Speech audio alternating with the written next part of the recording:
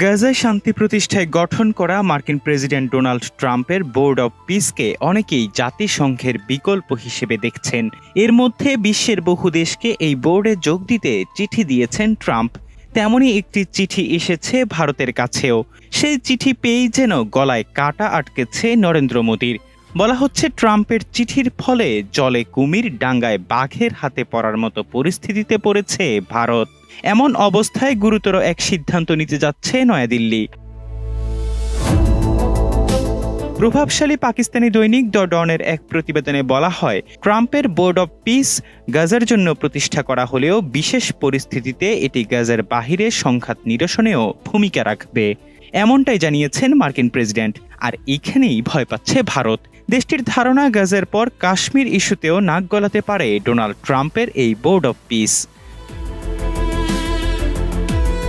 নয়াদিল্লি ভাবছে, ভারত যদি এই বোর্ডে স্বাক্ষর করে তবে এটি বিতর্কিত কাশ্মীর ভূখণ্ডকে ব্যাপক আন্তর্জাতিক ও মার্কিন নজরদারির মুখে ফেলে দিতে পারে।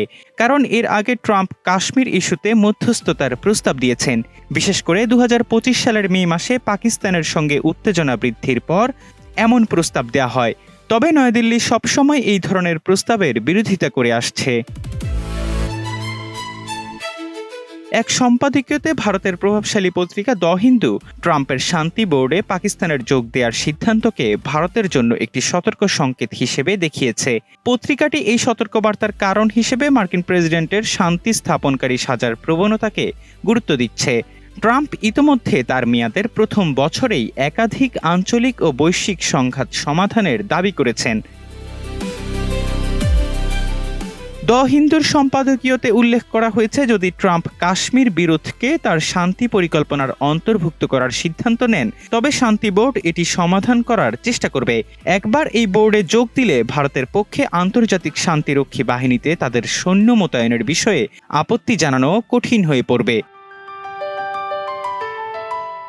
জাতিসংঘে ভারতের সাবেক রাষ্ট্রদূত সৈয়দ আকবরউদ্দিন সম্প্রতি টাইমস অফ ইন্ডিয়ায় লিখেছেন, নিরাপত্তা পরিষদের প্রস্তাব অনুযায়ী এই বোর্ডের মেয়াদ 2027 সালের 31 ডিসেম্বর পর্যন্ত নির্ধারিত এবং প্রতি 6 মাস অন্তর এটি নিরাপত্তা পরিষদে রিপোর্ট করতে বাধ্য।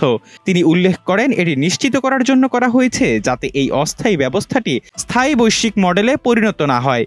তিনি আরও যোগ করেন, বিপরীতে ট্রাম্পের শান্তি পরিকল্পনার কোনো নির্দিষ্ট মেয়াদ নেই বলে মনে হচ্ছে এবং এটি গাজার বাইরেও ব্যবহার করা হতে পারে। তিনি বলেন যে কিছু জাতিসংঘ কর্মকর্তাও ইঙ্গিত দিচ্ছেন যে এই কাঠামোটি অন্যান্য সংঘাতপূর্ণ অঞ্চলেও প্রয়োগ করা যেতে পারে। ভারতের সাবেক রাষ্ট্রদূত রঞ্জিত রায় মনে করেন, ট্রাম্পের বোর্ড অব পিস নিয়ে সিদ্ধান্ত নেওয়া নয়াদিল্লির জন্য সহজ হবে না। এ বিষয়ে ভারতের দ্বিধা বেড়েছে। ভারত এটি গ্রহণ করুক বা বর্জন করুক তার একটি প্রভাব পড়বে। শান্তি বোর্ডে যোগ দেওয়ার ঝুঁকি অনেক বেশি। প্রথমত, ট্রাম্প এর চেয়ারম্যান এবং তার লেনদেন ভিত্তিক পদ্ধতি থেকে ন্যায় বিচার আশা করা বৃথা।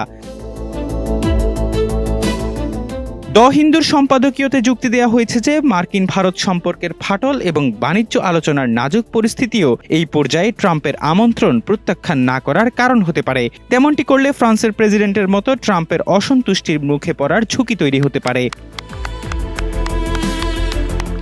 এহসান আব্দুল্লাহ, নাগরিক প্রতিদিন।